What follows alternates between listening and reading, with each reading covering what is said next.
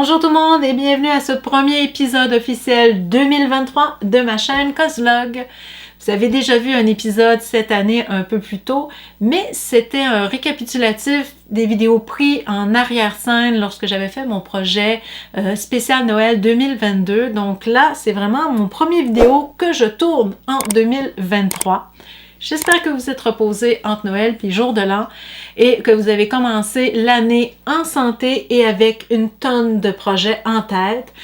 Des projets pour améliorer les aptitudes que vous avez déjà et aussi pour vous en faire découvrir d'autres, donc vous puissiez vous connaître un peu mieux.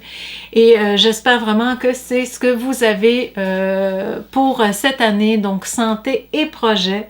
Moi, de mon côté, j'en ai vraiment beaucoup, donc pas mal de pain sur la planche, mais je vais commencer cette première vidéo en faisant quelque chose de pas compliqué, de assez relax, mais qui va peut-être être bien intéressant.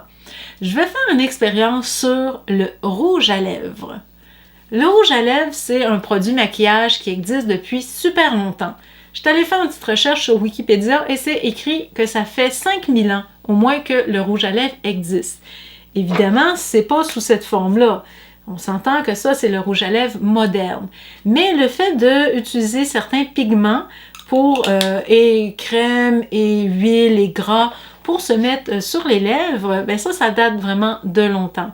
Les pigments au début, ça pouvait être des insectes écrasés, ça pouvait venir aussi de plantes ou de fruits, donc tout dépendant de la région où les personnes utilisaient le produit, les colorants pouvaient changer. Mais la base était vraiment la même. Le but, c'était d'accentuer les lèvres. Ce qu'on va faire aujourd'hui, on ne va pas regarder quel rouge à lèvres accentue plus les lèvres ou pas.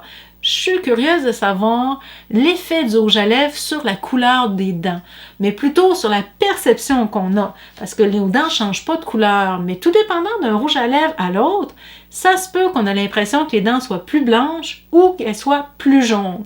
Et je suis vraiment curieuse de savoir quelle couleur donne vraiment un effet de dents jaunes versus quelle couleur blanchit davantage les dents.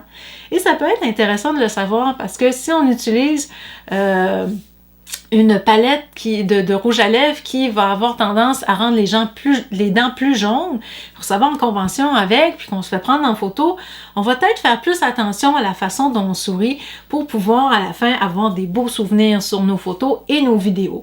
Donc c'est vraiment quelque chose que je me suis dit que ça serait intéressant de tester. Alors, ce que je vais faire, c'est que je vais mettre différentes couleurs parce que j'ai beaucoup de peinture sur visage de différentes couleurs. C'est de la peinture à l'eau et je m'en suis mis souvent sur les lèvres pour faire un effet de rouge à lèvres. Donc, c'est ce que je vais utiliser. Je vais y aller avec toutes les couleurs que j'ai et après ça, on pourra les comparer une à côté de l'autre, voir si vraiment notre perception des dents est différente avec un rouge à lèvres, mettons, jaune versus un rouge à lèvres mauve ou est-ce que finalement, c'est la même chose.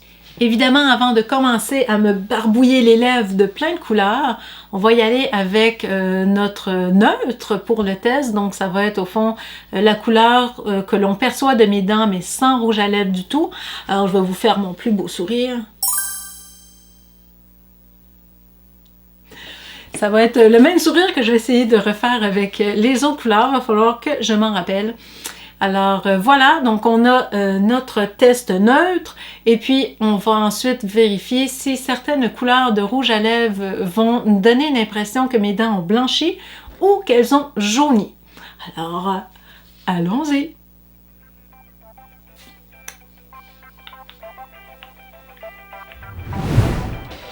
Alors, j'ai plein de couleurs, j'en ai dans les tons de rouge, de vert, de jaune, de brun, mauve, aqua, bleu et j'ai évidemment les couleurs monochromes, noir, blanc et gris. Alors, je suis vraiment curieuse de voir tout ça. Je les ferai peut-être pas en ordre, je vous dirais, je vais les faire, mais j'ai ferai toutes. Je vous ai promis que j'irai au complet et je vais les faire vite, donc ça se peut que mes lèvres ne soient pas parfaites. Le but, c'est pas d'avoir le plus beau rouge à lèvres. Le but, c'est de vraiment voir la couleur des dents.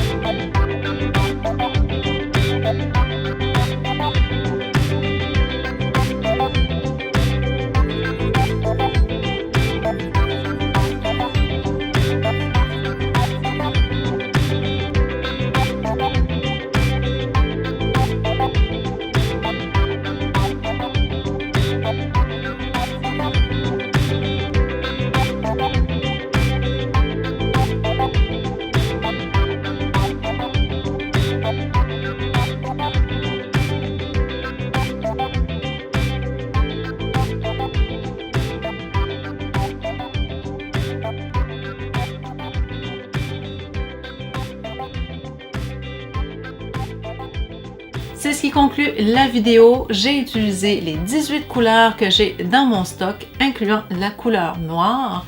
Alors, j'espère que vous avez aimé.